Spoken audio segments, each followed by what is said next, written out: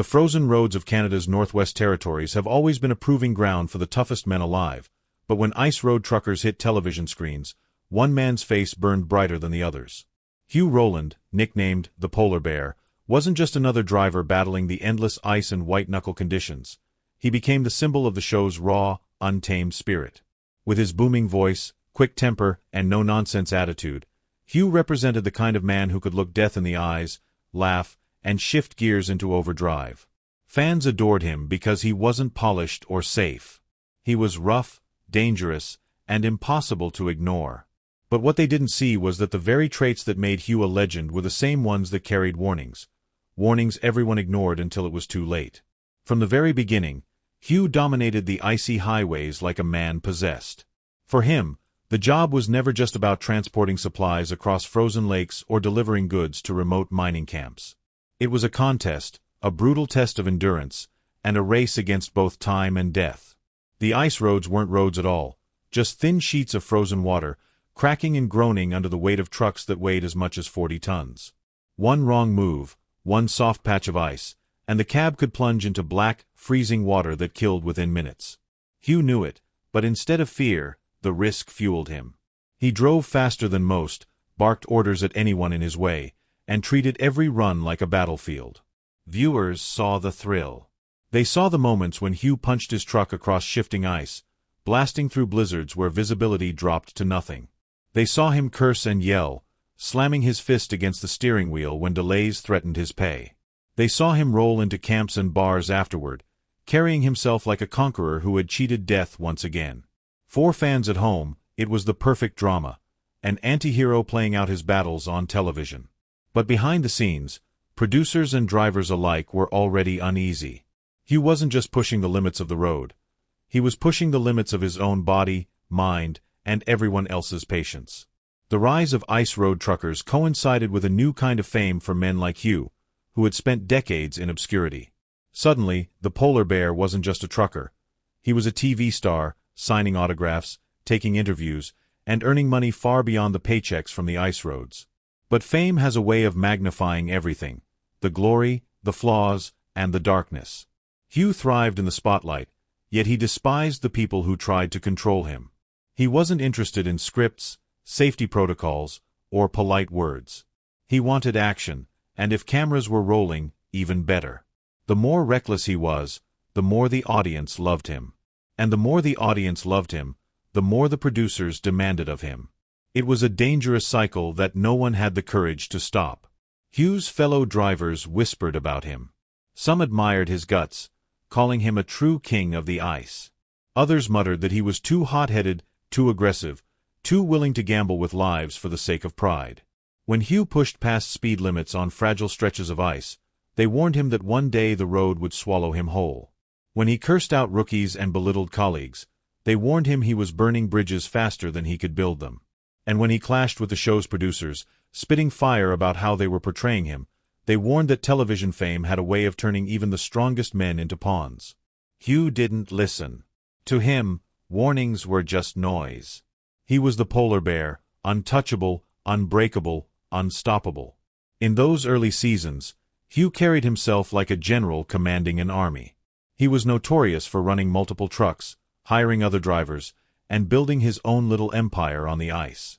The show captured his power plays, his screaming matches, his brutal honesty about money and risk. It was television gold, but in real life, it made him enemies. There were drivers who refused to work under him, saying he cared more about speed than safety. There were producers who worried that Hugh's volatile temper would one day explode on camera in a way that couldn't be edited out. But still, they all kept going. Why? Because Hugh was ratings. And ratings meant money. For fans, Hugh became larger than life. Social media buzzed with clips of him slamming doors, yelling at dispatchers, or storming through blizzards like a man possessed. Young fans idolized his toughness, calling him the last real cowboy of the modern age. Truckers outside the show either praised him as a legend or dismissed him as a reckless fool, but no one ignored him. The name Polar Bear carried weight, echoing in every corner of the trucking world. Yet even as Hugh stood tall, a shadow followed him. The more he fought, the more he gambled with danger, the more the warnings grew. But fame is blinding, and for Hugh, the roar of the audience drowned out everything else. It wasn't just the roads that were dangerous, it was Hugh himself. His temper, his pride, and his unrelenting need to dominate were warning signs of storms yet to come. His friends muttered that he was driving too hard, pushing his luck too far. His rivals smirked, waiting for the day when the polar bear would finally crash through the ice or collapse under the weight of his own ambition. Even his family knew that Hugh wasn't wired for moderation. He lived all or nothing, and nothing could slow him down. The stage was set, and though no one wanted to admit it, the story of Hugh Rowland was barreling toward disaster. The deeper Hugh Rowland's legend grew, the louder the whispers of warning became. To the casual viewer, he was a hero, a fearless driver taking on impossible conditions, living proof that grit and brute force could conquer nature. But to those who worked beside him, the truth was far messier. Hugh wasn't just tough, he was reckless. And recklessness on the ice road wasn't just dangerous, it was deadly. The other drivers, the producers, even his own friends all began to see the cracks in the polar bear's armor. They warned him to slow down, to rein in his temper, to stop treating every haul like a war. But Hugh didn't want to hear it. He thrived on the chaos, and every warning felt like an insult. Truckers who had shared cabins and campfires with Hugh whispered about his temper. When a younger driver missed a gear shift or hesitated on a thin patch of ice, Hugh exploded, barking orders and unleashing a storm of profanity. To him, mistakes weren't lessons, they were weakness, and weakness had no place on his crew. Some rookies idolized him, desperate to win his approval. Others feared him, claiming he'd rather break a man down than build him up. And yet, despite the shouting and the rage, they followed him. Hugh's reputation carried power. If he told them to push harder, they pushed. If he said the ice could take more weight, they drove on, even as the trucks groaned and the surface cracked beneath them. The producers of Ice Road Truckers noticed it too. Hugh was ratings gold, but he was also a time bomb. Off camera, he clashed with the crew, furious when he felt they misrepresented him or painted him as the villain. Hugh didn't want to be softened for television. He wanted his raw, unfiltered self shown to the world. But when that self included screaming matches, violent outbursts, and jaw-dropping risks on camera, the network grew nervous. Still, they let it ride. Warnings circulated through back channels, calls for stricter rules, for safety briefings, for reining in the polar bear before something catastrophic happened. But producers knew the truth. Hugh was the spark that lit the show's fire. Without him, the audience would lose interest. So they kept him on, even as the warnings grew louder. Hugh's personal life showed the same storm. Family and friends cautioned him that fame was changing him, that his hunger for money and power was consuming everything else. He was running not just his trucks but his own small empire, hiring drivers, managing multiple rigs, building a business while filming for television. But balance was never Hugh's strength. The more he juggled, the more he lashed out when something slipped. His ambition made him unstoppable, but it also made him dangerous, to himself and to everyone around him. People warned that no man could run at that pace without consequences. Hugh, of course, laughed it off. "I'm the polar bear," he would say. "I don't stop." Then there were the roads themselves, the silent killers that even Hugh couldn't bend to his will. The ice doesn't care about reputations or bravado. It cracks when it's too thin, it shatters when trucks push it too far, and it swallows men whole when they misjudge its strength. Time and again, Hugh charged forward, ignoring the caution signs, blasting through storms that grounded other drivers. His peers warned him that he was pushing too hard, that one day the road would collapse beneath him. They told him that even the best truckers knew when to back off, when to slow down, when to let the storm win. But Hugh never backed off. If anything, the warnings pushed him harder. To him, fear was weakness. And weakness was unacceptable. Behind the scenes, tension brewed. Hugh's confrontations with fellow truckers grew uglier. Heated arguments turned into full-blown shouting matches, sometimes inches from coming to blows. He accused others of being soft, of not pulling their weight, of lacking the guts it took to survive the road. They, in turn, accused him of endangering everyone, of caring more about cameras and money than about safety. Some drivers warned producers that they didn't want to work with Hugh anymore, that his temper made every run a powder keg. But the producers ignored it. After all, conflict made for good television. And with Hugh, conflict was guaranteed. Even viewers began to notice the darkness behind the legend. Fans who once cheered his explosive energy started questioning whether the polar bear was losing control. Online forums lit up with debates. Was Hugh a hero or a disaster waiting to happen? Some defended him, insisting that the ice roads required exactly the kind of grit Hugh embodied. Others weren't so sure, pointing to his constant battles with co-workers and his relentless drive as proof that he was on a path to ruin. The warnings were everywhere. In the words of his colleagues, in the worried glances of producers, in the whispers of family members who saw the toll fame was taking. But Hugh didn't change. He couldn't. To him, slowing down meant losing. And losing was unthinkable. By the time the tension reached its peak, the warnings had become almost prophetic. Everyone who worked with Hugh seemed to know something was coming. The question wasn't if disaster would strike, it was when. Truckers muttered that no man could tempt fate forever. Producers worried about lawsuits, accidents, or worse. Fans sensed the storm brewing in the distance. But Hugh, the polar bear, roared on, deaf to the voices around him. He had built his legend on defying danger, and he wasn't about to stop now. The stage was set, the warnings were clear, and yet no one walked away. Because in the world of ice road truckers, danger wasn't a reason to stop, it was the reason people kept watching. And then, in a flash of twisted steel and shattered glass, the warnings would come true. The day disaster struck was one Hugh Rowland would never forget, though he has spent years wishing he could. It wasn't the kind of crash the producers wanted on camera, the kind that gave the audience a cheap thrill and sent Hugh storming out of the cab, cursing and ready to start over. This one was different. This was the crash that broke the polar bear.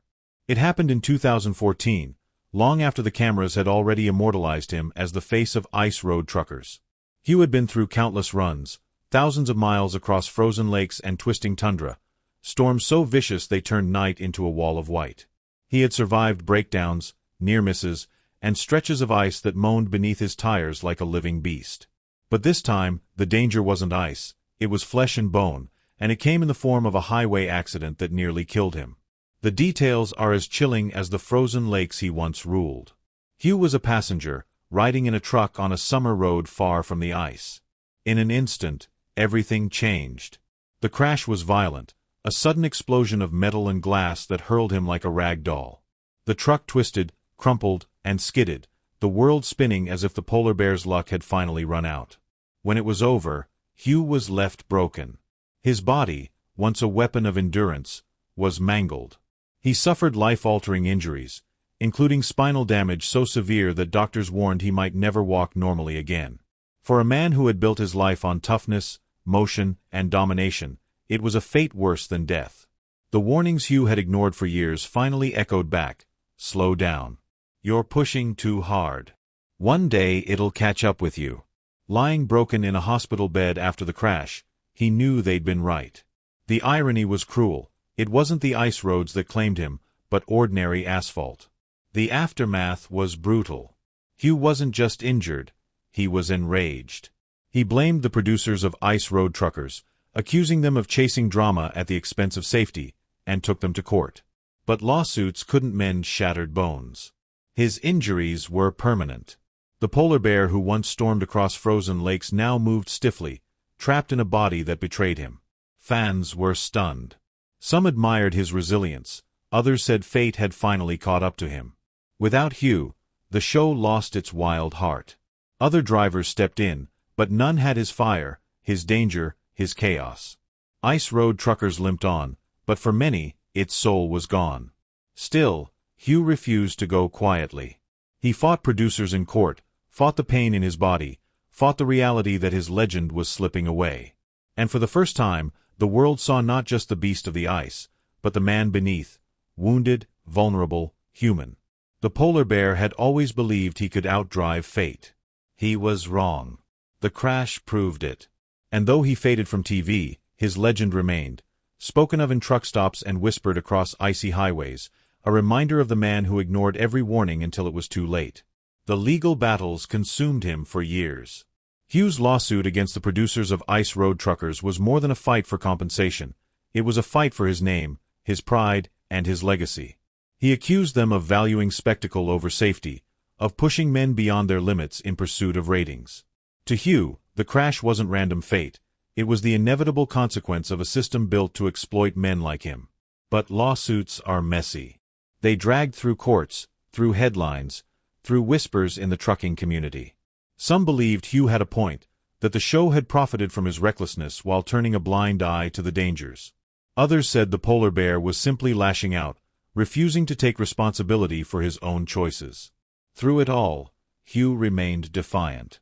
He refused to be pitted, refused to admit defeat. He gave interviews where his voice carried the same bite it always had, insisting that he was still tougher than most men alive. But even as he spoke, the pain was visible.